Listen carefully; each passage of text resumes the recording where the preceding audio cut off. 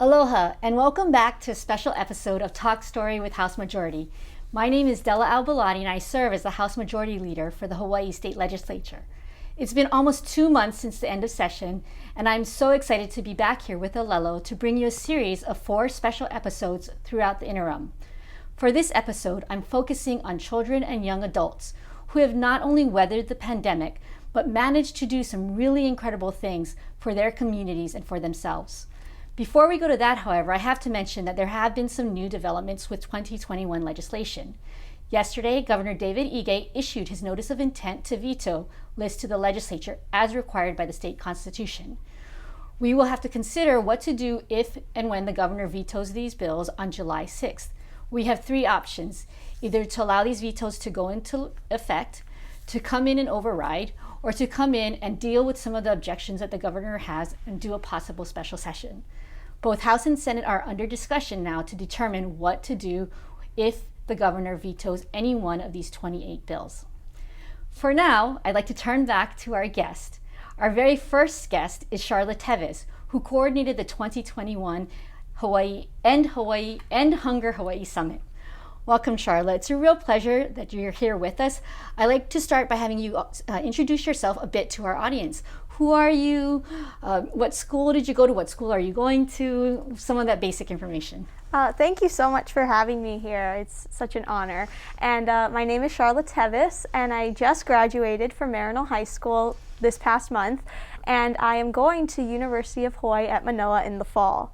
So take me back to March 2020, when all of Hawaii was going into a lockdown. Tell me, what was it like to essentially go back to school virtually for the remainder of your junior year? Yeah, so I didn't know at the time that I'd be doing virtual learning for over a year, but it was really wild. I didn't know even what Zoom was or how to use it, but ultimately I wanted to make the most of my time at home and lockdown. I remember my mom and I had a conversation. I was on spring break when I heard that we're going to go into virtual learning, and we just wanted to make the most of it and figure out ideas for me to be productive. And that's where we came up with a list of ways that I could start a gun violence prevention group and write letters to presidential nominees and candidates at the time, because this was in 2020, and do a whole bunch of other things that I'm really grateful that I did so that I could make the most of the time that I was at home. So I really want to hear about the summit that you did, but before we get into that, did you ever go back to school in person? And what was your situation like for the rest of your senior year? Yeah, so I actually didn't go back to school in person at all. I went a few days for a specific test or to hand in documents, but I did pretty much all of my learning online my junior year and all of my senior year, unfortunately. I didn't get vaccinated until this past May, and so I didn't feel like it was necessarily safe for me. My school, Marino, did amazing protocols, but I just personally made the decision to stay at home. But yeah, unfortunately, I didn't get to go in person. So I think it's really amazing because so many of you and your own student colleagues throughout the state basically did that. And so it was really an amazing year of learning for all of you. So let's get to the End Hunger Summit, because you did some really great work and advocacy around that. Tell me what led to your involvement in this End Hunger Summit. I always wanted to play somewhat of a role in my community and make a difference. And I guess it just presented itself, this opportunity, when it was around December, January, February even, I don't remember the specific month, that I heard Paula Fuga mocked on TV by a radio host after she shared a personal story of her struggle with hunger. I remember this made the news, and I was like so appalled that people would make these jokes at something as important of an issue as hunger. So I got an email up from someone saying, oh, you should apply from Youth Services America and Sodexo's End Hunger grants.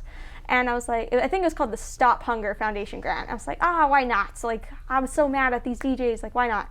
So I applied, and I didn't think much of it. And a month later, they're like, oh, you got the grant, now it's time to do the work. And I was like, wow, this is must be a sign. And that's how the Hunger Summit got started. That story was very touching, and I think it's amazing that sparked you to do something. Now, I know that you recruited a number of youth board members, and so we have a video to share that was created by your youth board members, and if we could have Alelo play that now for our audience to share with them some of the great folks that you worked with. Hi, my name is Noah Chang, and I wanted to share with you the reason why I care so much about ending hunger. A few weeks ago from recording this, I took a tour at the Hawaii Food Bank from the Vice President, Malcolm Inamine, and it was a very insightful experience because I learned that during the pandemic, they have had to almost double their output, which of course comes with a lot of cost. For example, a normal crate of food would approximately cost around $100,000. And the delivery trucks, forklifts, and other utilities would cost thousands as well. But the most important lesson that I learned from this experience was that the food bank largely depends on the community servants from other nonprofits to take the time to distribute food to people in poverty. After taking this tour and understanding how much work goes into providing families with substantial meals every week, I wanted to help out in the community as well. So I joined the End Hunger Summit Student Board. And just seeing all of the legislators and other hardworking people come together, I truly feel that we can make a difference in the state of Hawaii and pass effective legislation to end hunger. It's time to show hunger who rocks.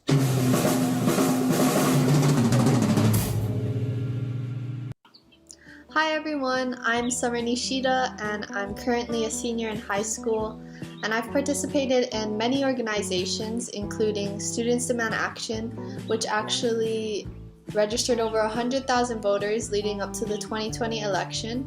And from that experience, I've learned that youth can really make a big impact when we are given the opportunity, and I feel that with an issue as prevalent as hunger, we as youth need to come together to make a difference on this problem once and for all.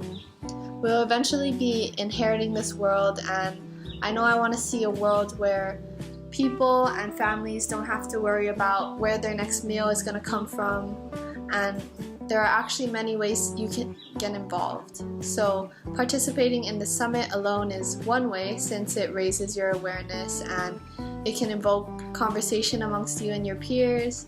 And another way would be to donate to a food bank. And I just hope that we can all make a difference one step at a time. Thank you.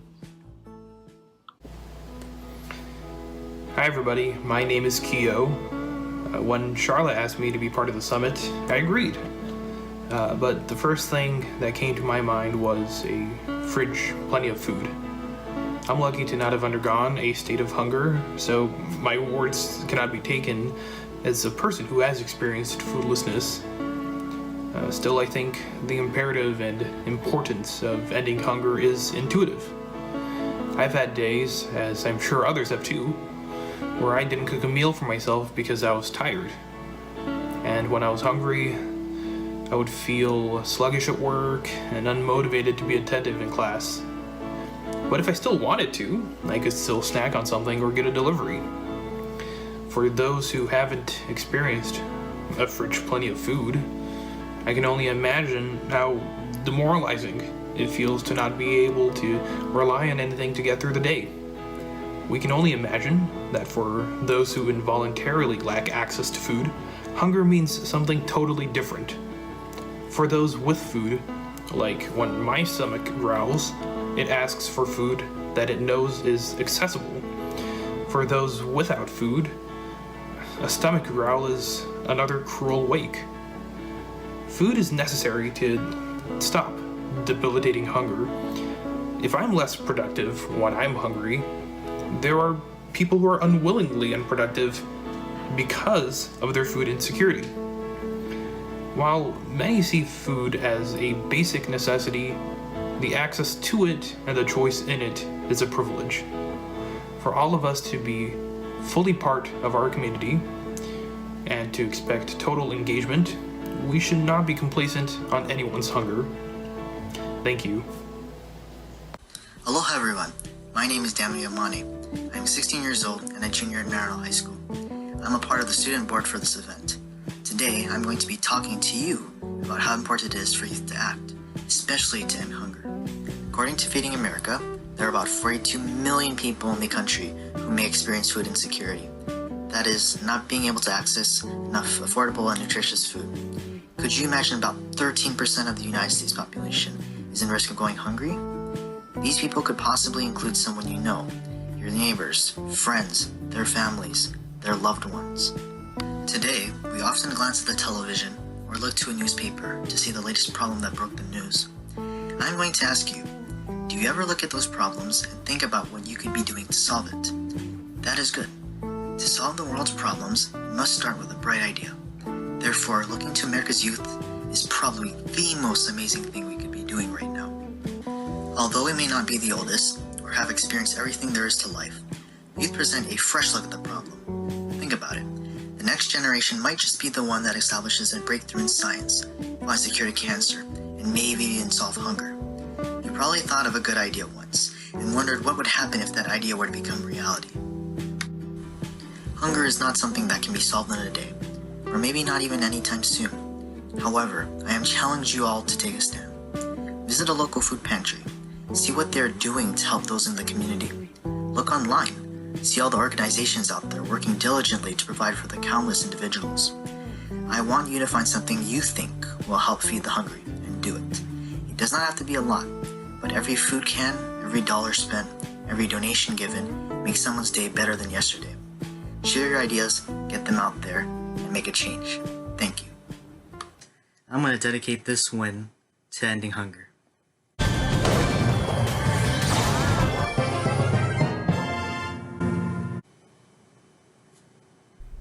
Thank you, Noah, Keo, Summer, and Daniel. You had some amazing colleagues, Charla. So tell me, what was the process that you went through with the youth board to get organized? And what were some of the projects that you folks did as part of the End Hunger Youth Summit? Yeah, the people that worked with me on this board, they were really amazing and really intelligent people, and I'm so fortunate to have them by my side during this project.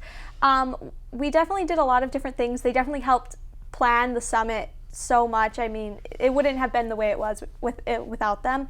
We also did together a food drive on the side. We did a food drive at Mary Star of the Sea Church and at Hongwenji Mission School, and we collected over 1,000 pounds of food, which was really amazing. And I know they're all very interested in helping the community and making a difference. So I think when we put, all our heads together, we just made such a big difference. So for our viewers, I participated in the summit just as a participant, but can you tell a little bit about what happened at the actual virtual summit?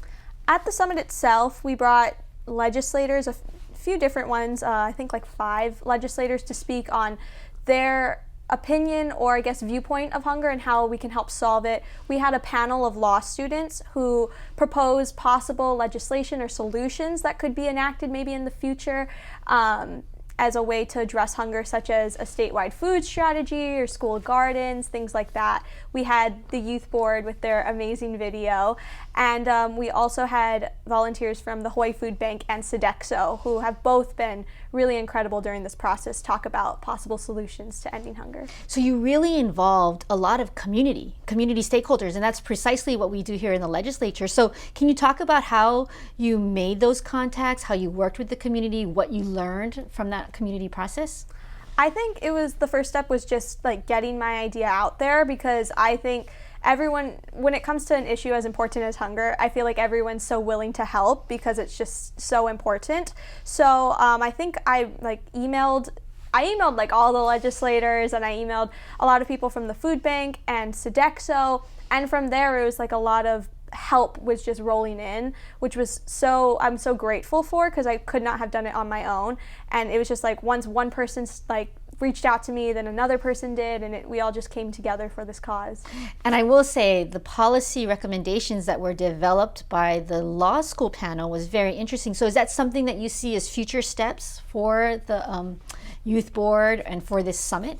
Oh yeah, the students that were involved in the law student panel, they are really, really intelligent, and if I ever do another summit in the future, I'd love to use more law students because they're so bright, and even youth, because youth have such an important voice and ideas that are so unique that I think definitely shouldn't be overlooked. And with the summit, I think it was such a good outlet for them to voice their opinions and ideas, and I would love to do that again. So what were your major takeaways from organizing this summit, from connecting with the community, from doing all of this work that you did during the pandemic?